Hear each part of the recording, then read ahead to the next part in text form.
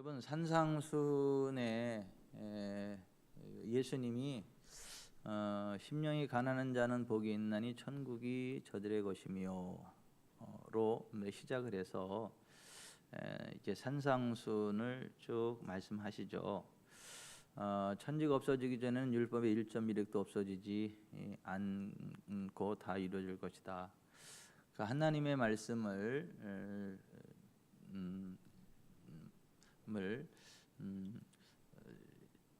이렇게 가감하면 안 된다. 그리고 하나님 말씀에 대해서 정확한 이해를 해야 되고 하나님 말씀을 정확히 적용해야 된다. 그 당시 유대인들이 평생 성경을 암송하도록 어렸을 때 훈련을 받았고 또 전문 사역자들, 서기관이나 율법사 들을 통해서 성경을 교육을 받았는데, 그리고 한평생 경건 운동을 벌였던 바리새인들, 펠리시즈, 분리주의자 그런 얘기예요.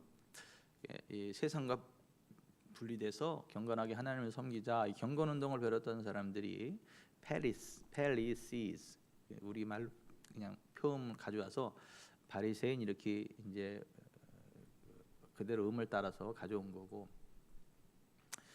또 사두개인들은 사회 정의를 부르짖으면서 이렇게 사회의 불의에 대해서 참지 못하고 이렇게 막 정치적인 이슈를 던지는 자데크, 공의, 의로움, 의를 주장하는, 투쟁하는 그것을 가져와서 그 차데크에서 온 말이에요. 그래서 사두개인이 거기서 온 거고, 그것도 그냥 표 문자 그대로 우리 가져와서 사두개인 그렇게 하는 건데, 그렇게 경건운동으로 하나님께로 나아가기 원하는 사람들, 바리새인들이 있었고, 또 사회 정의를 위해서 부르짖고 투쟁하고 그렇게 의롭게 살아가려고 했었던 사두개인들이 있었지만은, 놀라운 것은 그들이 한결같이 하나님 말씀을 곡해했다는 거예요.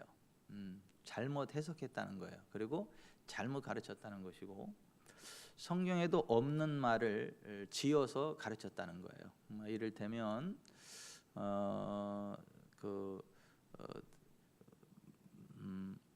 원수를 미워하라는 말은 성경에 없거든요.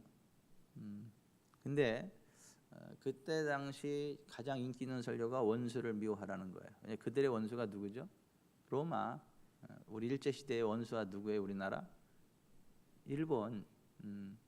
그런 식으로 일제시대 때 독립운동가들이 이렇게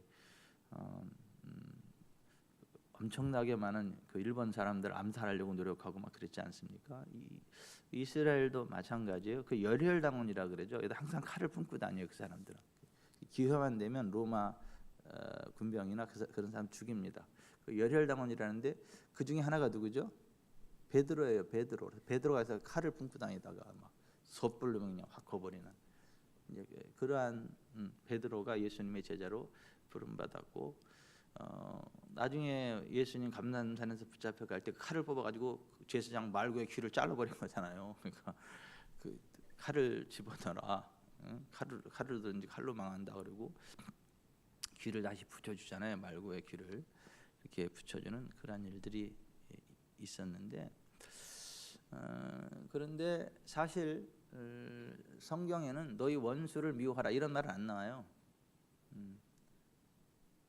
근데 그들의 현실을 볼 때 원수를 미워하는 필요가 생기니까 그런 설교를 하고, 그게 성경에 있다라고 착각을 하는 거예요. 근데 그게 없다라는 것을 예수님이 콕 집어서 말씀을 해 주셨죠. 그리고 이제 그 맨 마지막 결론에 거짓 선지자들에 대해서 말씀을 하죠. 거짓 선지자들.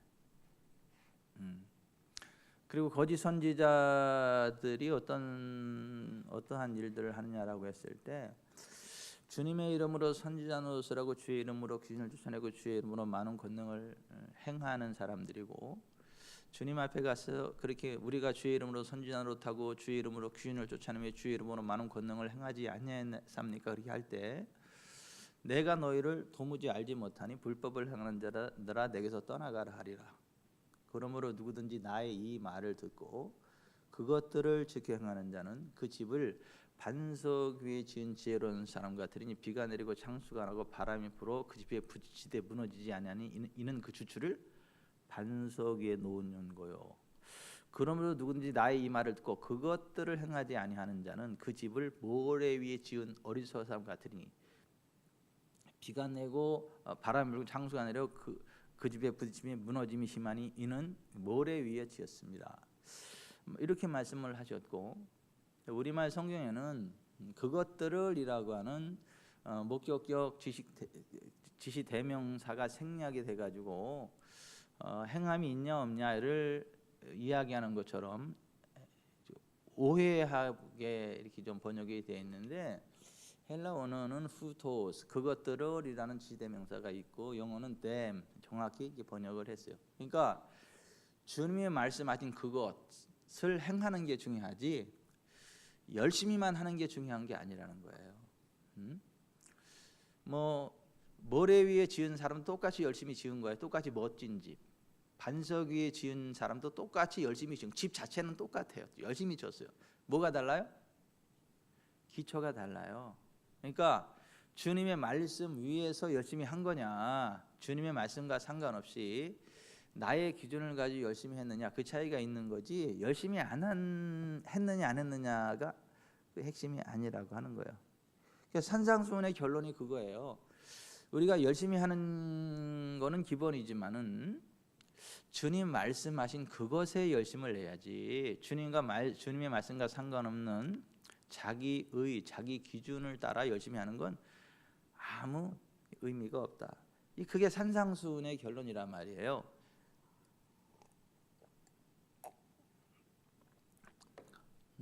짜게 먹었나 봐요. 컵을 한 잔, 물컵을 한 잔 더 이렇게 갖다 주시면 감사하겠어요.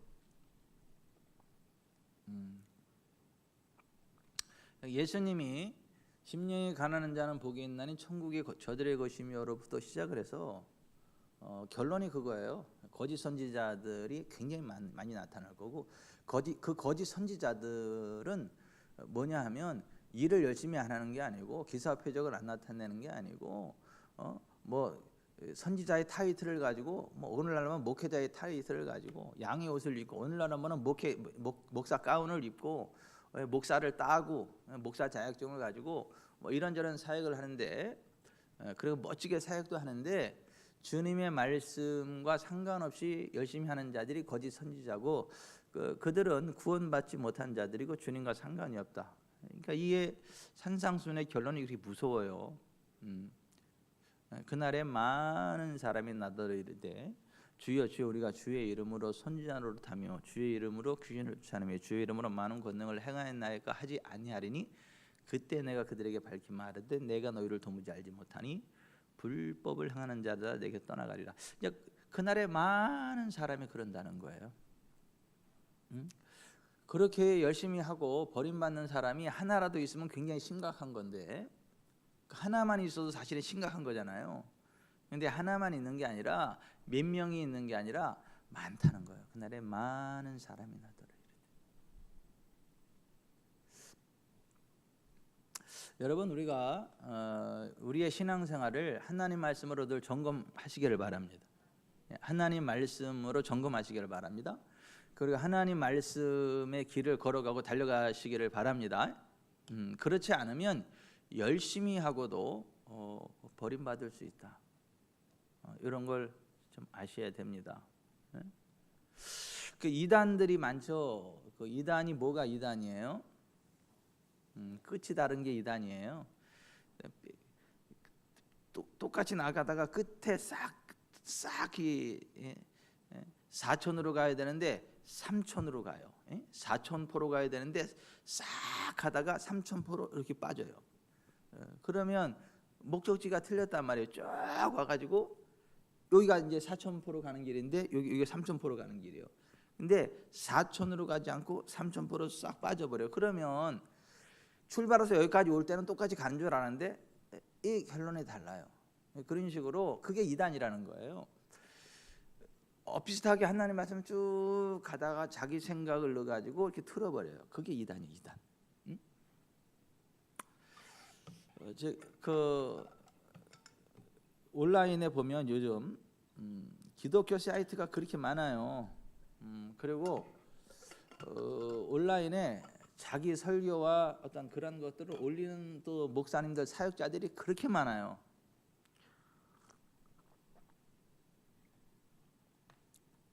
그런데 쭉 보면 굉장히 막 섬찟섬찟할 때가 있고 안타까울 때가 있어요. 그냥 안 올렸으면 좋게. 왜냐하면 수많은 사람들에게 악한 영향력을 나타내고 수많은 사람을 멸망의 길로 인도한단 말이에요. 미혹의 길로 인도한단 말이에요. 근데 본인은 그게 하나님의 일이라고 생각을 해요. 그리고 또 그 영상을 여기저기 막 퍼날르는 사람이 있어요. 하나님의 일을 한다고. 그러니까 수준이 똑같은 거죠.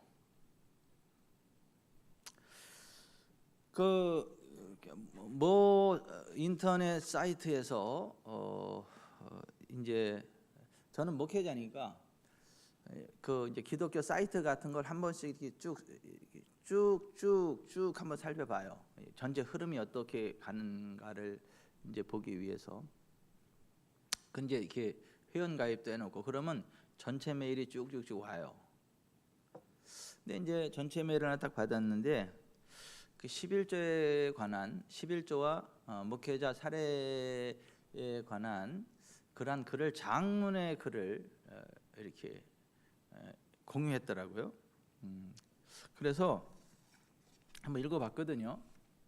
11조와 목회자 사례 한국 교회 11조와 목회자의 폐단 뭐 그런 거에 대해서 글을 썼길래 한번 제가 인내심을 가지고 읽어봤어요. 길기도 해 내용이 막 엄청 길어 이렇게 뭐 역사적으로 뭐 어쩌고 저쩌고 이렇게 쭉 해서 인내심을 가지고 제가 한번 쭉 읽어보고 간단하게 이렇게 좀 정리를 해보니까 그 글의 그 내용이 이거예요. 구약 시대의 11조는 이스라엘 백성들이 지켜야 할 많은 율법 가운데 한 계명이었으나 신약의 교회 시대에는 구약 시대 율법 가운데 한 계명인 11조에 따르지 않고 있는 대로 각각 그 마음대로 정한 대로 하면 된다. 구약의 이스라엘은 거둬들인 11조로 그들의 제사장들과 가난한 사람들과 절기 행사를 위해 사용했으며 신약 성경의 지역 교회에서는 11조에 대한 언급을 전혀 찾아볼 수 없다. 그럼에도 불구하고 오늘날의 국내의 사꾼 목사들은 돈의 눈이 어두운 나머지 성경도 제대로 깨닫지 못한 채 구약의 율법 시대와 신약의 은혜 시대, 즉 교회 시대도 올바로 분간하지 못한 채 율법의 11조로 교인들에게 공갈과 협박을 한다.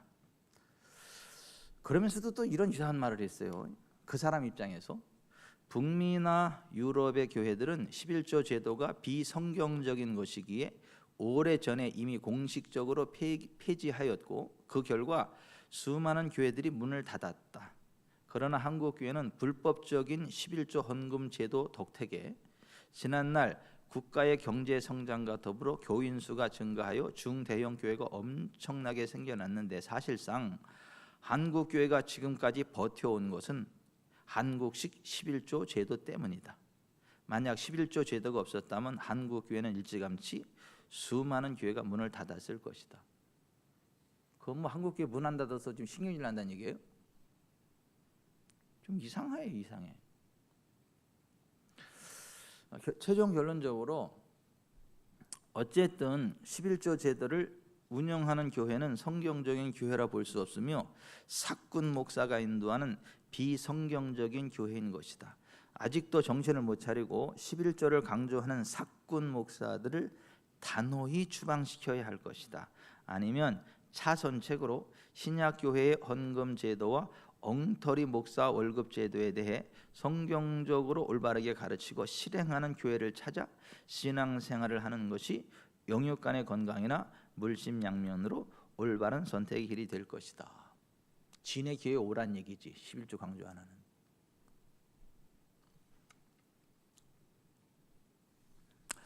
이 사람의 그 긴 글을 제가 네 가지로 딱 요약해 봤는데 여러분 네 가지 들으니까 좀 감동이 오시나요?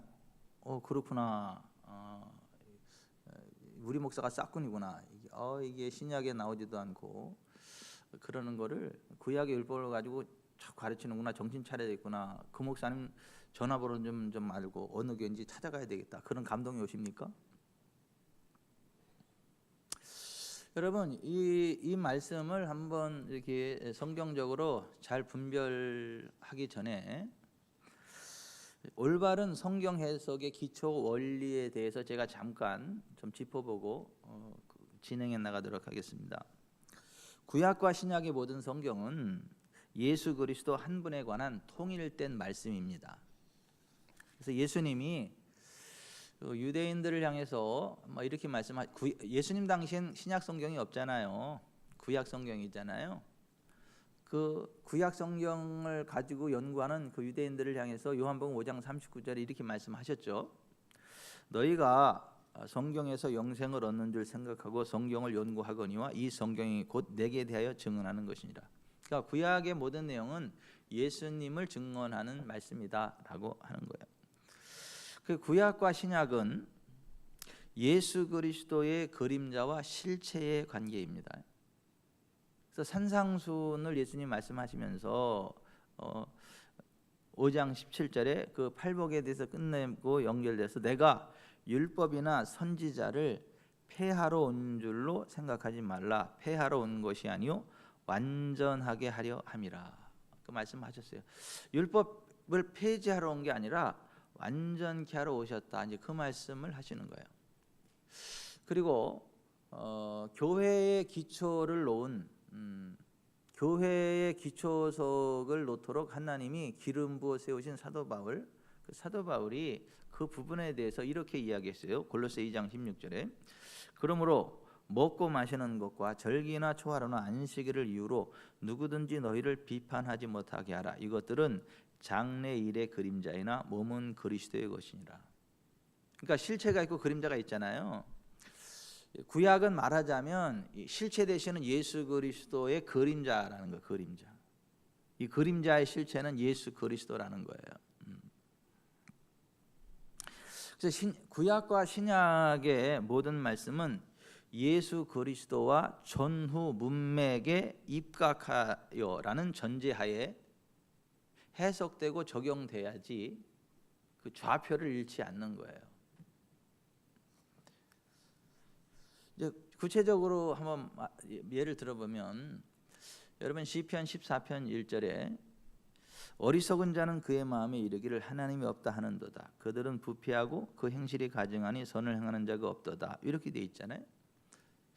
어리석은 자는 그 마음에 이르기를 하나님이 없다 하는도다. 이게 하나님이 계시다는 얘기잖아요, 그죠? 근데 여기에 하나님, 히브리어로 엘로힘으로 돼 있어요. 여기에 그 하나님은 어떤 하나님입니까? 모든 종교에는 다 자기들의 엘로힘을 가지고 있죠. 예? 모든 종교마다 자기들의 엘로힘이 있단 말이에요. 자기들의 하나님이 있단 말이에요. 자기들의 신이 있단 말이에요. 이 중동에 가면 헷갈려요. 이게 이 사탄적인 달귀신을 숭배하는 이슬람, 걔네들도 알라하라고, 기독교도 알라하라래요. 그럼 이게 이슬람의 알라를 이야기하는 건지 성경의 하나님을 이야기하는 건지 헷갈려요.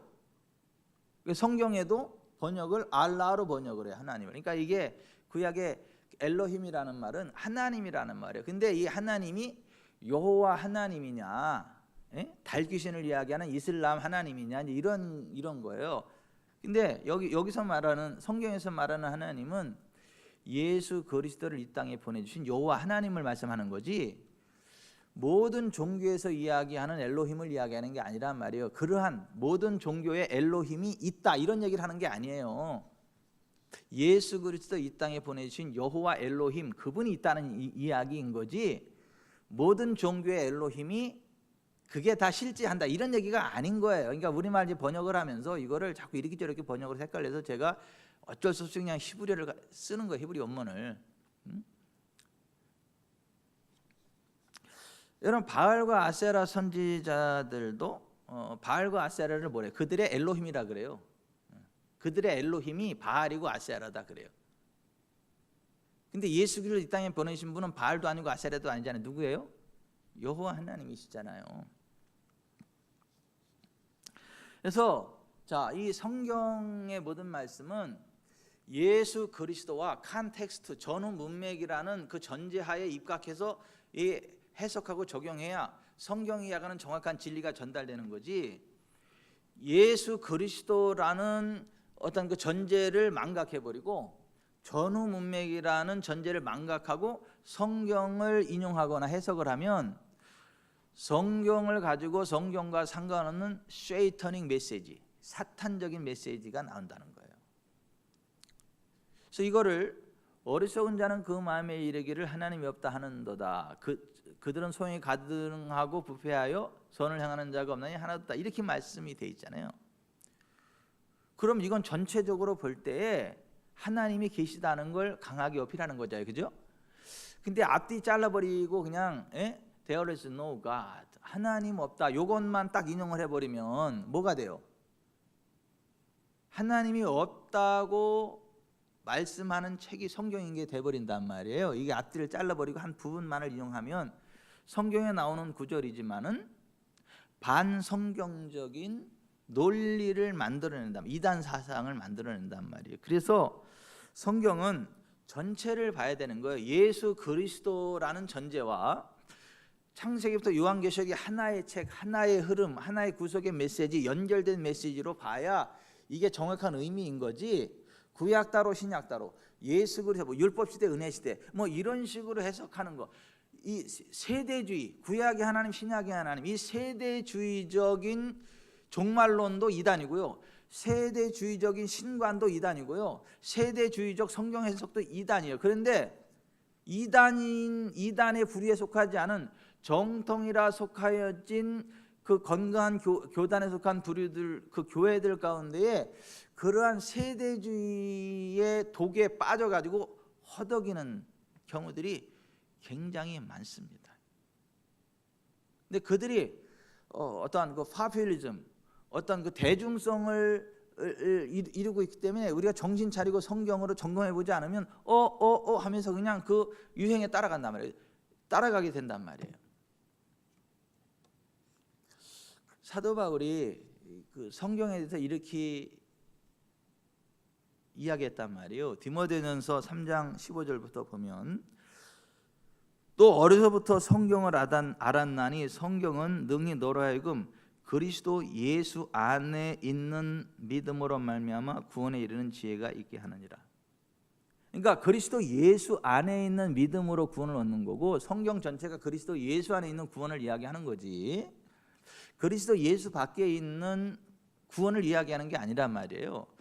그 연결되는 말씀이, 모든 성경은 하나님의 감동으로 된 것으로 교훈과 책망과 바르게 함과 의로 교육하게 유익하니 이는 하나님의 사람으로 온전하게 하며 모든 선한 일을 행할 능력을 갖추게 하려 함이라. 이렇게 돼 있단 말이에요.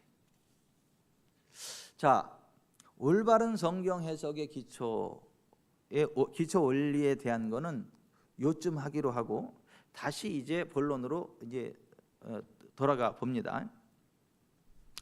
자, 그 사람이 이야기하는 것처럼 정말로 구약 시대의 11조는 단지 이스라엘 백성들이 지켜야 할 많은 율법 가운데 한 계명이었으나, 신약 교회 시대에는 구약 시대 율법 가운데 한 계명인 11조에 따르지 않고 고린도서 8장 11절 있는 대로, 고린도서 9장 7절 각각 그 마음에 정한 대로 하면 되는 것인가? 그렇습니까? 그렇지 않습니다. 그렇지 않습니다. 11조는 성문 율법 이전, 그러니까 이 하나님의 말씀의 법을 율법으로 문자로 기록한 성문 율법 이전부터 있었어요. 근데 사람들이 그 기준이 왔다 갔다 하고 잘 안 지키니까 명확하게 기준을 문서화했단 말이에요. 문서화.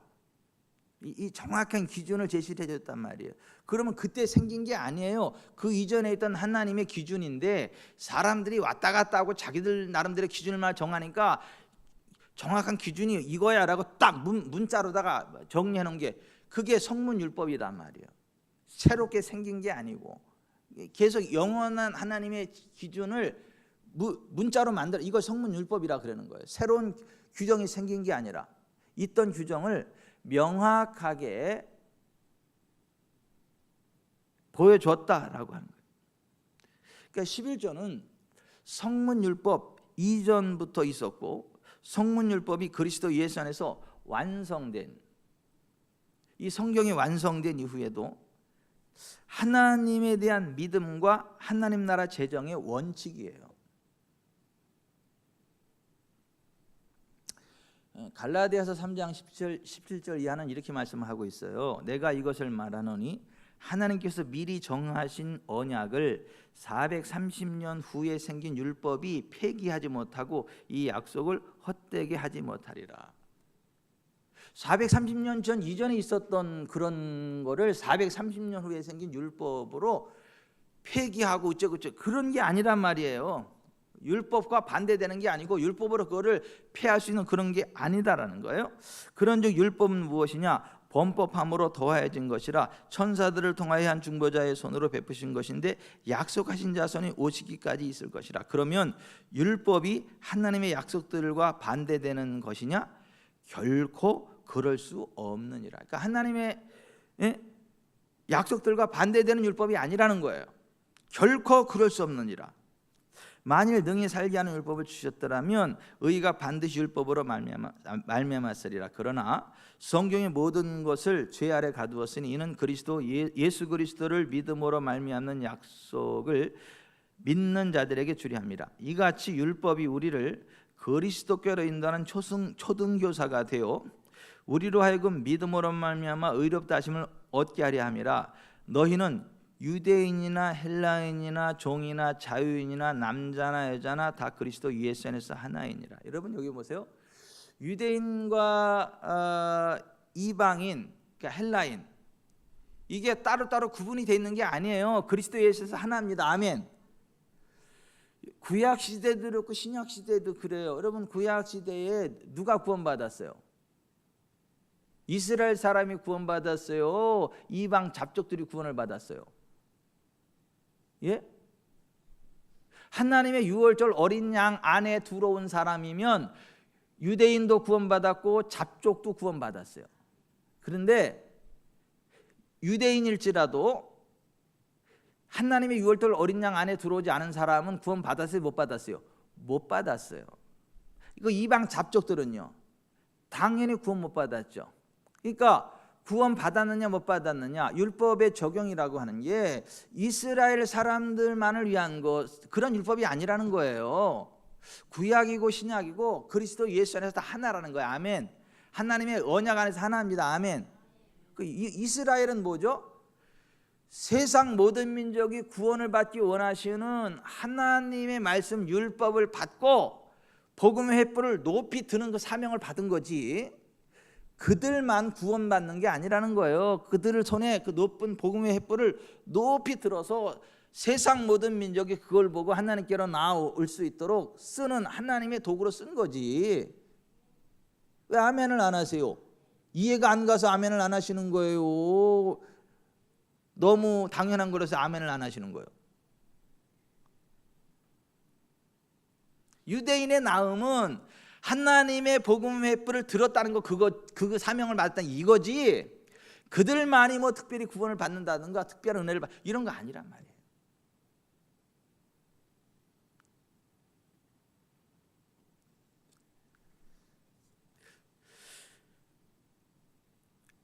구약 시대의 11조는 단지 이스라엘 백성들이 지켜야 할 많은 율법 가운데 한 계명이었으나 신약의 교회 시대에는 구약 시대 율법 가운데 한 계명인 11조에 따르지 않고 고린도서 8장 11절에 있는 대로 고린도서 9장 10절 각각 그 마음에 정한 대로 하면 된다가 아니라는. 예수님이 이렇게 말씀하셨죠. 마태복음 23장 23절에 화 있을진저 외식하는 서기관들과 바리새인들이요, 너희가 박하와 회당과 근처의 11조는 드리되 율법에 더 중한 바 정의와 긍휼과 믿음은 버렸도다. 그러나 이것도 행하고 저것도 버리지 말아야 할지니라. 여러분 11조가 중요한 거예요? 예? 정의와 긍휼과 믿음이 중요한 거예요? 예? 둘 다 중요해요. 그런데 좀 더 중요하다면 어떤 게 좀 더 중요해요? 정의와 긍휼과 믿음이 좀 더 중요해요. 율법에 더 중한 바라 그랬으니까. 왜냐하면 그거를 담아내는 그릇이 11조거든요. 그러면 내용이 중요한 거지 그릇 자체가 중요한 건 아니잖아요. 내용과 함께 그릇이 있을 때 그 그릇이 의미가 있는 거죠. 이렇게 쉽게 설명해도 잘 이해가 안 가면 그냥 끝까지 여기 계세요. 딴 데 가려고 할 생각하지 말고. 이것도 버리지 말고 저것도 버리지 말아야 된다. 그리고 보세요.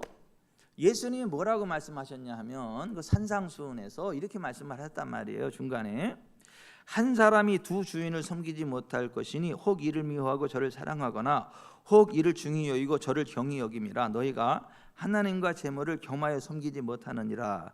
그런즉 너희는 먼저 그의 나라와 그의 일을 구하라. 그리하면 이 모든 것을 너희에게 더하시리라. 그냥 11조 돈의 문제가 아니고 내가 하나님이냐 돈이냐 둘 중에 하나를 선택을 하는 거지. 하나님과 재물을 겸하여 섬길 수가 없다는 거예요. 그리고 하나님을 선택하고 하나님의 나라와 하나님의 의를 먼저 구하면 이 모든 것들을 하나님이 하나님의 자녀니까 다 더하여 주신다는 거예요. 그래서 하나님을 선택하는 게 사는 길이고 부욕해 되는 길이라는 거예요. 이건 신앙의 본질에 관한 거라는 거예요. 그래서 사도 바울이 고린도 교회에 있는 대로 하면 받을 것이다. 각각 마음에 정한 대로 할 것이요 인색함으로는 억지로 하지 말라. 이 말씀이 의미하는 바가 뭐냐 하면 이거 지금 11조를 이야기하는 게 아니에요.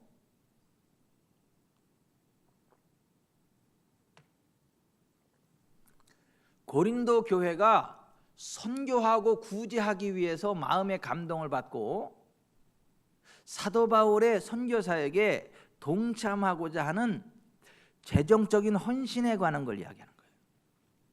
고린도 교회가 사도 바울이 세계 선교 여행을 쭉 하는 걸 보면서 내가 직접 가지는 못하는데 사도 바울이 복음을 전하니까 내가 직접 가지는 못해도 돈으로라도 내가 협력해야 되겠다. 그 필요한 모든 것들을 하나님 나라 확장해야 되겠다. 그래서 물질적으로 같이 동참하려고 하는 마음의 그런 감동을 가지고 있었고 1년 전에 그런 결심을 했어요.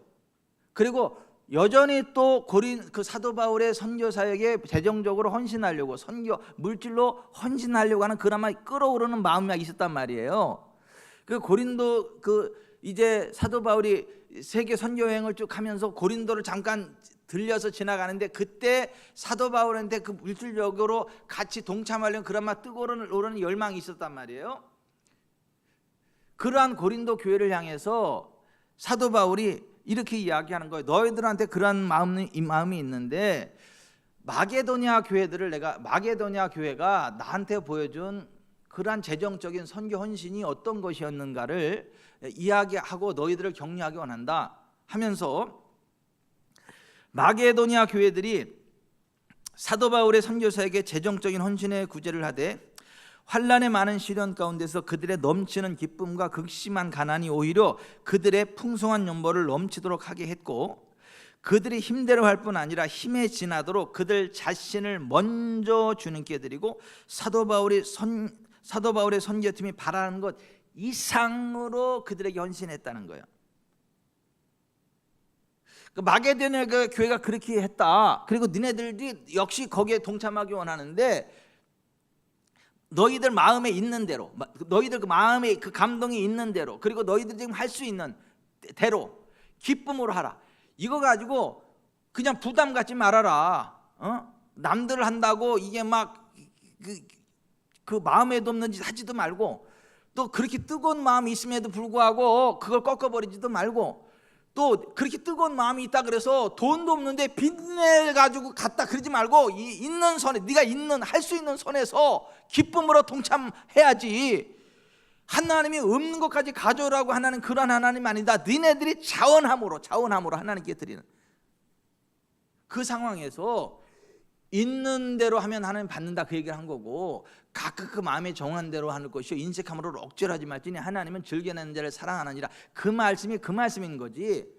구약 시대에는 11조를 해서 의무적으로 드렸지만은 이제는 그 율법 다 폐했고, 이제는 이게 11조 그렇게 의무적인 11조 안 해도 되고, 그냥 있는 대로 하면 되고, 그냥 마음에 정한 대로 그냥 월정 주정해서 하면 되는 거지. 율법에 얽매이지 마라, 이런 얘기가 아니었다 그 얘기예요.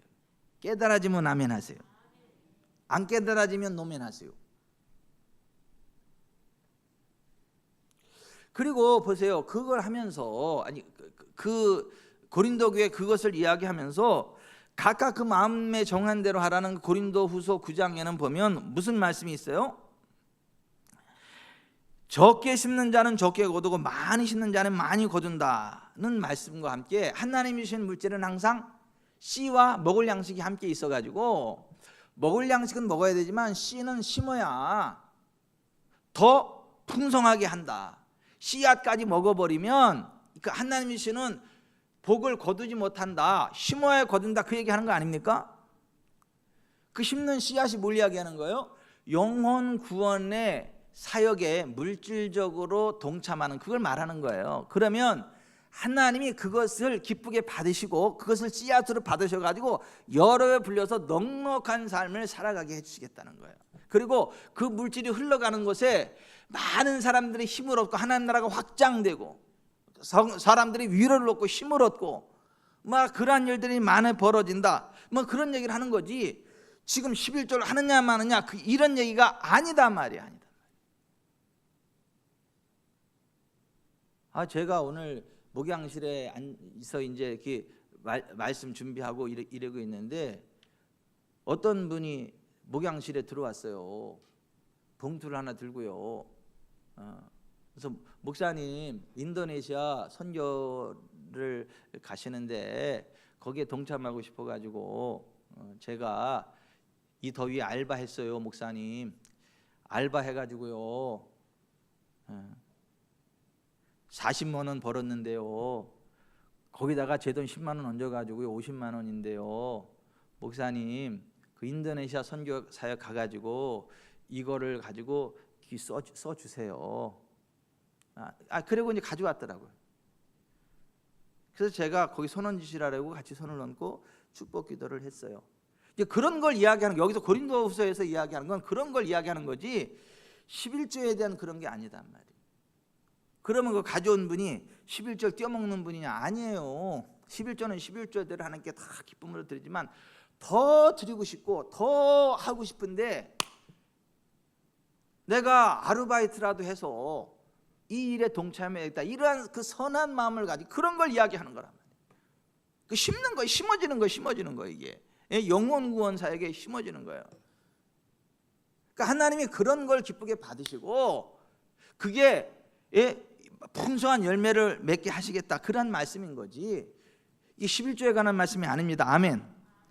자, 정말로 구약의 이스라엘은 거둬들인 11조로 그들의 제사장들과 가난한 사람들과 절기 행사를 위해 사용했으며 신약 성경의 지역교회에서는 11조에 대한 언급을 전혀 찾아볼 수 없음에도 불구하고 오늘날의 국내의 사꾼 목사들은 돈의 눈이 어두운 나머지 성경도 제대로 깨닫지 못한 채 구약의 율법 시대와 신약의 은혜 시대, 즉 교회 시대에도 분간하지 못한 채 율법의 11조로 교인들에게 공갈과 협박을 하고 있는 것인가?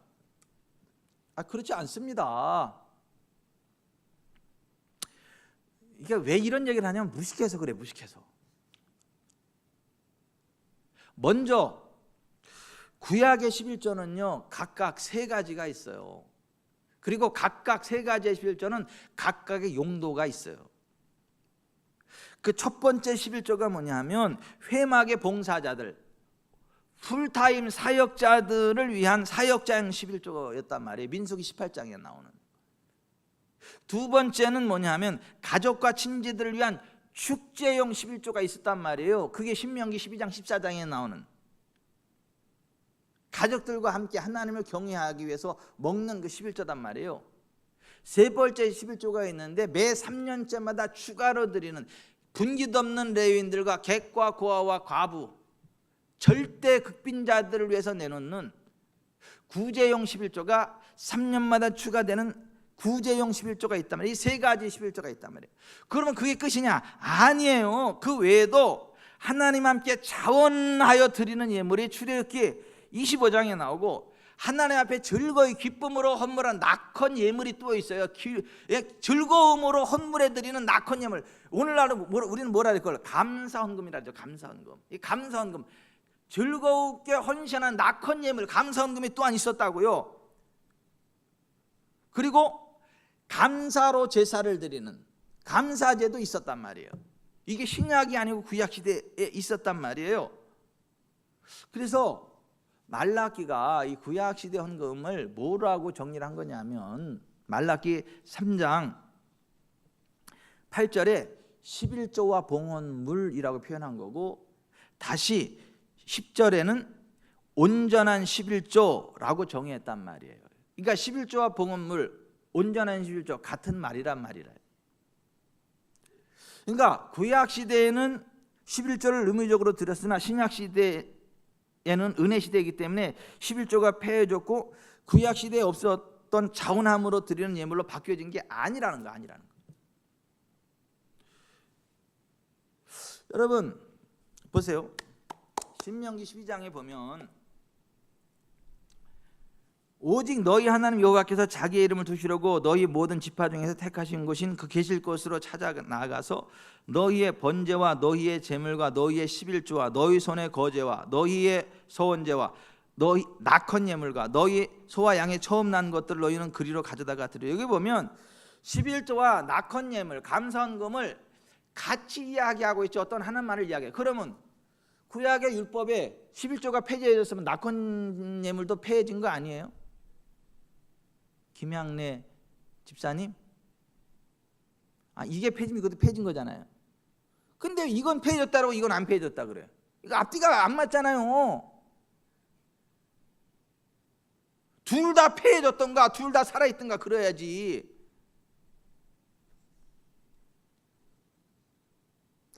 여러분 보세요. 신약 시대의 교회 기초를 사도 바울을 통해서 하나님이 세우셨단 말이에요. 그 에베소서 3장 1절 이하에 이렇게 되면 찾아보세요. 에베소서 3장, 에베소서 3장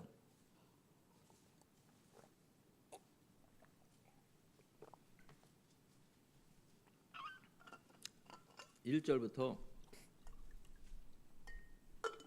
6절 같이 읽어봅시다. 이러므로 그리스도 예수의 일로 너희 이방인을 위하여 갇힌 자 된 나 바울이 말하거니와 너희를 위해 내게 주신 하나님의 그 은혜의 경륜을 너희가 들었을 터이라. 곧 계시로 내게 비밀을 알게 하신 것은 내가 먼저 간단히 기록함과 같으니 그것을 읽으면 내가 그리스도의 비밀을 깨달은 것을 너희가 알 수 있으리라. 이제 그의 거룩한 사도들과 선지자들에게 성령으로 나타나신 것 같이 다른 세대에서는 사람의 아들들에게 알리지 아니하셨으니 이는 이방인들이 복음으로 말미암아 그리스도 예수 안에서 함께 상속자가 되고 함께 지체가 되고 함께 약속에 참여하는 자가 되게 합니다. 자, 교회 사역의 모든 기초를 사도 바울을 통해 완성했다는 거예요. 모든 계시를, 구원 계시와 마찬가지로. 그러면 자 보십시다. 이 교회 기초 계시를 받은 사도 바울이 교회의 풀타임 사역자들, 구약의 풀타임 사역자들은 회막의 봉사자들 했잖아요. 레위인들, 그죠? 신약의 풀타임 사역자들은 누구예요? 복음 증거자들이잖아요. 그러면 신약 시대 교회의 풀타임 사역자들, 복음 사역자들의 생활비는 어떻게 하라고 이야기했냐? 구약 시대 뭐예요? 11조의 성전 사역자형 11조가 있잖아요, 그죠? 그거를 지금 우리가 읽은 고린도전서 9장 13, 14절에 말씀하고 있는 거란 말이에요. 찾아보세요. 고린도전서 9장 13, 14절 같이 읽어봅니다. 성전의 일을 하는 이들은 성전에서 나누는 것을 먹으며 제단에서 섬기는 이들은 제단과 함께 나누는 것을 너희가 알지 못하느냐? 이와 같이 주께서도 복음 전하는 자들이 복음으로 말미암아 살리라 명하셨느니라. 이게 뭐예요? 이게 사역자형 11조를 이야기하는 거란 말이에요. 구약시대 풀타임 사역자들을 위한 민수기 18장에는 그 11조를 이야기하는 거라고요. 신약시대에는, 구약시대에는 레위인이 풀타임 사역자잖아요. 신약시대에는요, 복음 사역자들, 목회자들이 풀타임 사역자들이란 말이에요. 그걸 구약에 신약에 그럼 이거 사역자인 11조가 나오는 거예요, 안 나오는 거예요? 이게 나오는 거지 안 나오는 거예요? 이준 집사님, 이게 나오는 거지 안 나오는 거예요? 내가 안 나온다고 안 그랬는데 왜 또 나한테 그러냐? 이게 그거라니까요. 그리고 디모데전서 5장 17, 18절에도 이렇게 돼 있어요. 제가 세 번역으로 읽어드릴게요. 디모데전서 5장 17, 18절. 잘 다스리는 장로들을 2배로 존경하되, 여기 장로는 지금 풀타임 사역자, 목회자를 이야기하는 겁니다. 잘 다스리는 장로들은 2배로 존경을 받아야 됩니다. 여기 존경이라는 말이 보상이라는 말이에요. 사례비, 보수라는 말이에요. 헬라 원어가. 그래서 그 난하주에 보면 존경하고 또는 보상 또는 보수 이렇게 돼 있어요.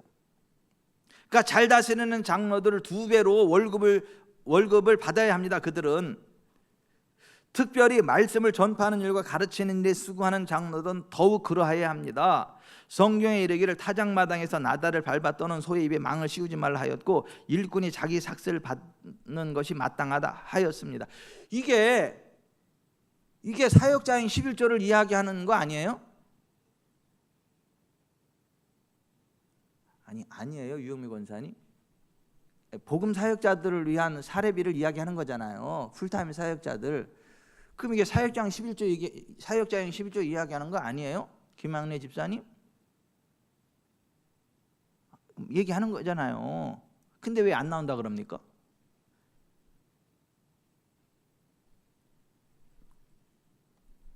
이게 신명기 25장 4절, 민수기 18장에 나오는 풀타임 사역자를 위한 사역용 11조를 이야기하는 거란 말이에요.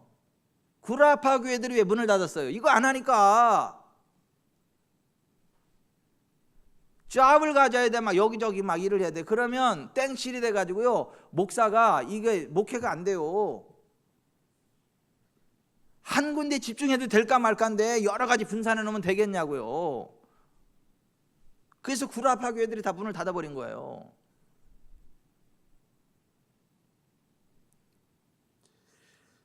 여러분, 가족을 돌보는 축제용 11조가 따로 있었죠. 또 그죠? 두 번째 11조가 가족들을 돌보는 축제용 11조여라 그랬잖아요. 신명기 12장 14장에 그죠? 디모데전서 5장 8절에 이렇게 돼 있잖아요. 누구든지 자기 친족 특히 자기 가족을 돌보지 아니하면 믿음을 배반한 자요 불신자보다 더 악한 자니라. 자, 예수 믿는 사람은 자기 친족 자기 가족을 물질적으로 돌봐야 된다 그러잖아요. 그죠? 이게 가족 축제용 11조 아니에요? 김학래 집사님? 맞잖아요. 똘망똘망한 똑순이라 물어보는 거예요. 내가 맹하면 물어보지도 않아. 아니면 토끼는 누가 아니라 그러잖아. 이게 가족 축제용 11조를 이야기하는 거 아니냐고요. 그거 그대로 구약 이걸 가지고 왜 안 나온다 그러는데 시작에는.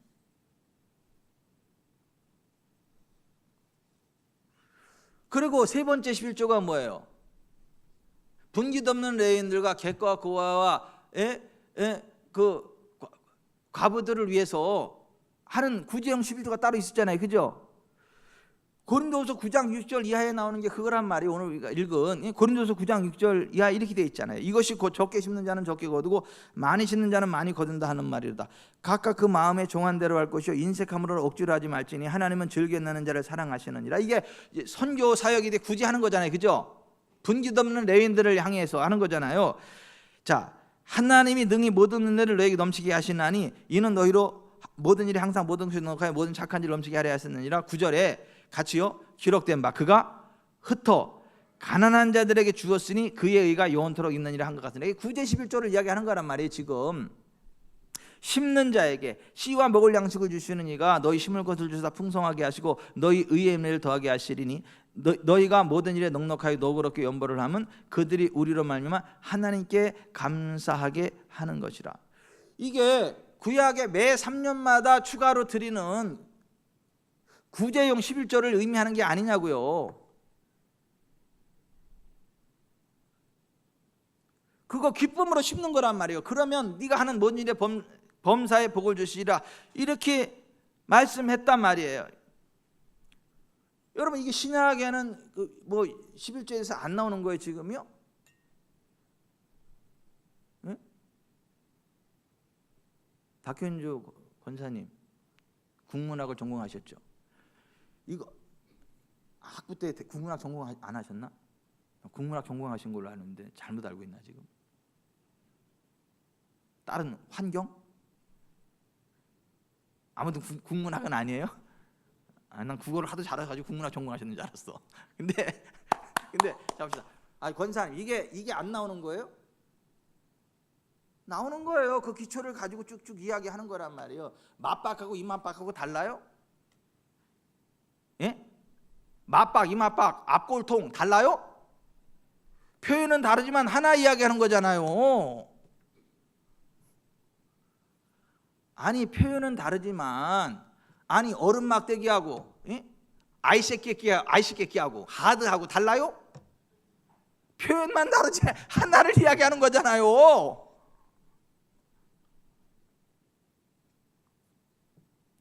다른 게 아니라고요.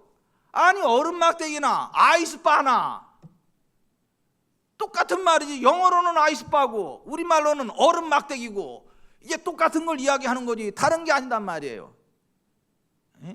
딱 읽고 나서 여기 아이스바가 어디 나오냐고 막 그렇게, 여기 얼음 막대기는 말 나오잖아. 그게 얼음 막대기도 어떻게 아이스바냐고. 이 바보야, 영어로 그게 아이스바야.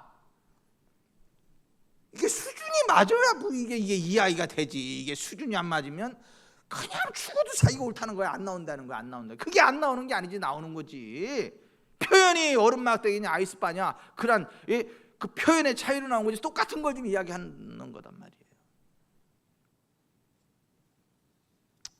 여러분 보세요. 그럼에도 불구하고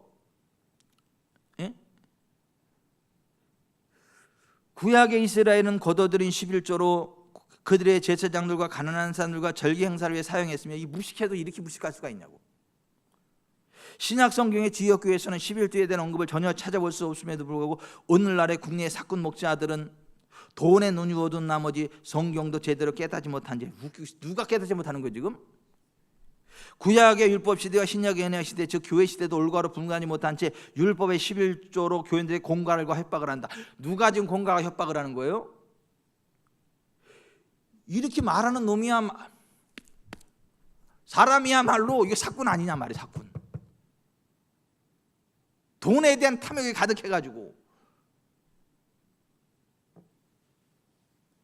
여러분, 예수님이 이렇게 말씀하셨어요. 한번 찾아봅시다. 마태복음 6장 산상수훈에서 이렇게 말씀해요. 마태복음 6장 21절부터 24절.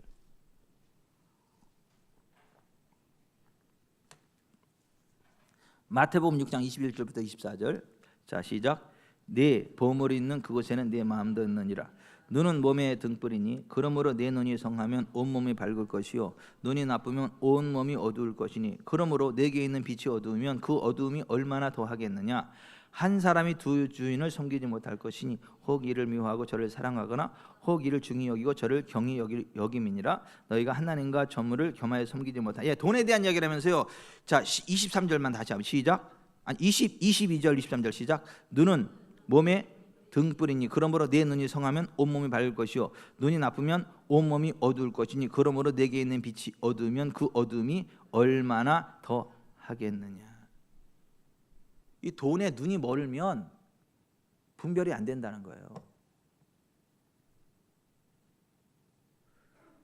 이 글을 쓴 사람이 이게 지금 이 돈의 노예가 돼가지고 굉장히 잘 깨끗한 척하면서 11조 폐지론을 주장한단 말이에요. 자기가 무슨 하나님의 무슨 굉장한 뭐 선량한 너나 되는 것처럼. 근데 그게 사탄이야. 그 사람이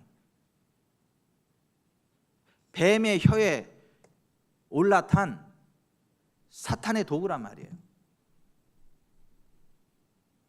그러니까 보세요. 영적으로 티미한 사람은요, 재정적으로요 이게 분명하지가 않아. 그러니까 재정적으로 분명하지 않은 사람 보면 영적으로 티미해. 영적으로 깨끗하지 않아요. 깔끔하지 않아요. 목사가 자꾸 성도들한테 이렇게 돈 좀 꺼달라 그러고 이렇게 하고 이렇게 그냥 건너뛰고 넘어뛰고 훌쩍 뛰고 그러면 그거 그 귀신 들린 목사야. 그거 진짜 목사 아니야. 혹시 제가 돈을 띄쳐먹고 이런 사람 와서 얘기해 주세요. 제가 혹시 까먹고 그랬다면 얘기해 주세요. 내가 혹시 까먹고 그럴 수 있는지는 모르겠으나 일부러 그러지는 않아. 혹시라도 저한테 그렇게 돈은 이렇게 줬는데 그냥 뭐 입 싹 쉬고 그러면 와서 이야기하세요. 제가 이렇게 회개하고 줄 테니까. 깜빡하고 그랬을 수도 있지. 사람이니까 기억 못하고 그럴 수도 있지. 옛날에 한 번 그런 적이 있어. 한 번 뭐냐 하면 내가 여기 음식점에 가서 누가 고기를 사줘가지고 이 고기를 막 먹는데 거기 고기 구워주는 그 서빙하는 분이 있는데 그분이 탈북민이래. 탈북민이래. 근데 너무 열심히 살아요. 그래서 뭐 교회 나가냐 이제 막 이런저런 이야기를 하는데 격려해주고 싶어. 격려해주고 싶은데 돈을 가져간 게 하나도 없어. 그래서 제가 그 사주는 분한테 그랬어요. 님 이거 돈 있어요? 5만 원만. 근데 5만 원 얼른 끊어 주시더라고요. 얼른 받아가지고 5만 원을 그 탈북민 주머니에 이렇게 넣어주면서 힘내시라고 딱 그랬어요. 이거는 제가 꾼 거잖아요. 우리 교회 무슨 중직자 돈 훑어가지고 내가 이런 거 아니잖아요. 꾼 거잖아. 꾼 거. 아니에요? 아니에요. 목사님 쓰라고 드린 거 아니야. 꾼 거지. 꿔준 거지. 공과사는 분명히 해야지. 그리고 주고 내가 깜빡했어. 이거를 나중에 생각이 났어. 그게 그럼 나빴어. 달래야지. 왜 안 달래냐고. 그게 나중에 생각해서 나중에 얼른 생각해가지고 얼른 이체해드렸어. 얼른 그 통장에다가 저게가지고. 보세요. 영적으로 보세요. 영적인 것과 물질 이제 연결이 돼서 물질적으로 깔끔한 사람이 영적으로 깔끔하고, 영적으로 깔끔한 사람 물질적으로 깔끔하고, 영적으로 티미한 사람은 물질적으로 티미해. 지금 보세요. 이 11조의 폐지론 이야기하는 거 이거요. 귀신 들린 사람이에요. 귀신 들린 목사라니까. 너무 심해서 아멘을 안 하시는구나.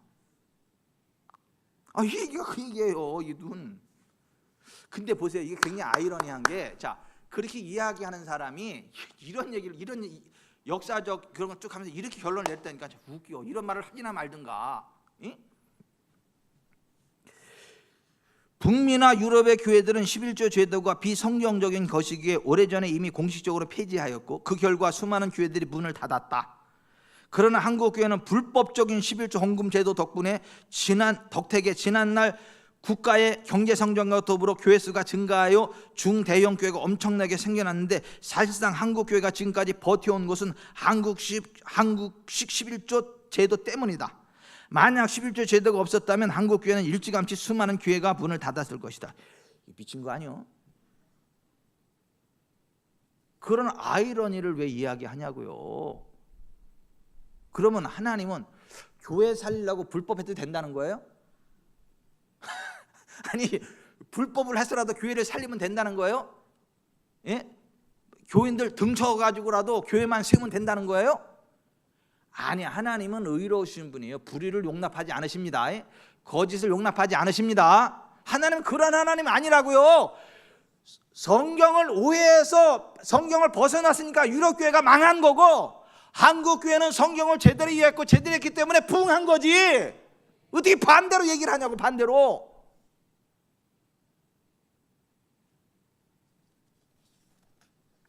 하나님은 불법에 대해서 결코 허용하지도 지지하지도 않는 의로우신 분이에요. 로마서 3장 4절에 그럴 수 없느니라. 하나님, 사람은 다 거짓되되 오직 하나님은 참되시다 할지어다. 기록된 바 주께서 주의 말씀에 의롭다함을 얻으시고 판단받으실 때 이기려 하려 하심이라 함과 같으니라.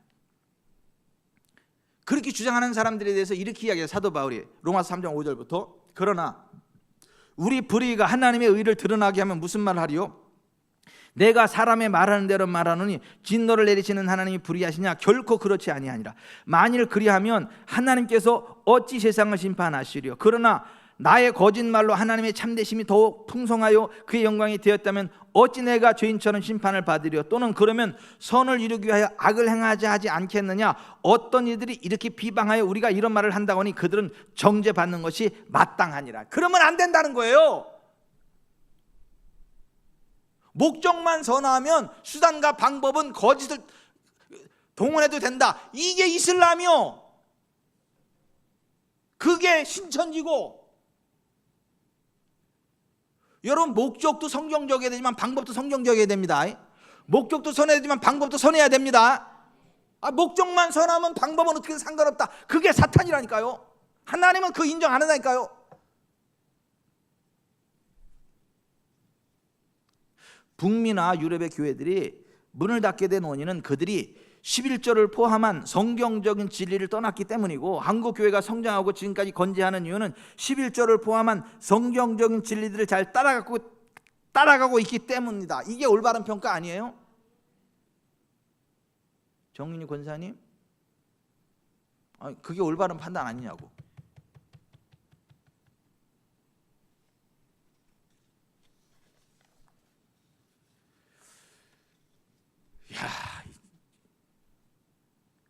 하여튼 그 인간에 대한 최종 결론이 이거예요. 어쨌든 11조 제도를 운영하는 교회는 성경적인 교회라 볼 수 없으며 사꾼 목사가 인도하는 비성경적인 교회인 것이다. 아직도 정신을 못 차리고 11조를 강조하는 사꾼 목사들을 단호히 추방시켜야 할 것이다. 아니면 차선책으로 신약교회의 헌금제도와 엉터리 목사 월급에 대해 성경적으로 올바르게 가르치고 실행하는 교회를 찾아 신앙생활을 하는 것이 영육간의 건강이나 물심양면으로 올바른 선택의 길이 될 것이다. 라라고 빠졌네 진짜. 라라고 빠졌네 진짜. 그거는 아니잖아요. 또 천사 같은 산소 같은 여인이 한숨을 쉰다. 또 목사님답게 해야지.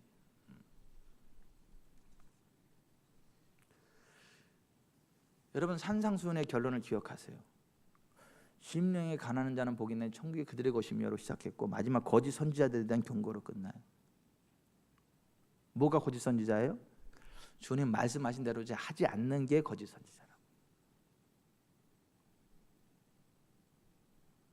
목사 가운 입었다고 다 목사가 아니라고. 양의 털을 입었다고 양의 목자가 아니라고.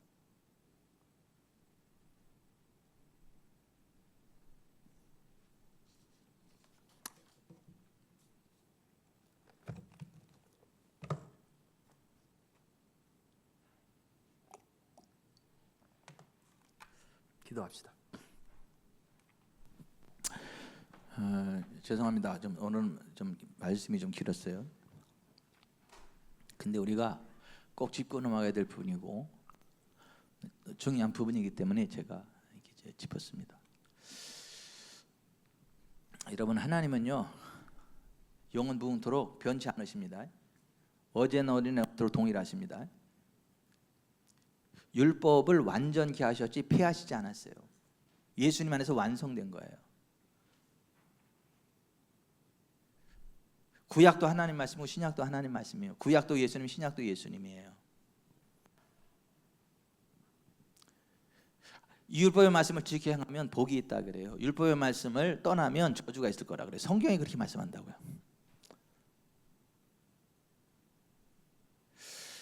엿새 동안 힘써 일하세요. 하나님이 공급해 주십니다. 거기에 씨가 있고 먹을 게 있어요. 먹을 거 잘 드세요. 씨는요 심으세요. 온전한 11조 하나님의 것으로 들이세요. 하늘문이 열립니다. 믿음의 씨앗을 심으세요. 하나님이요 갚으십니다. 현세 내세로. 제발 좀 그런 사탄적인 그 잘못된 설교자들의 말에 끌려가지 마세요. 또 이런 사람들이 나와서 또 이게 기독교 방송에 나서 설교해요. 책을 냅니다. 또 희한해. 이런 사람이 책을 내면 또 베스트셀러가 돼. 베스트셀러.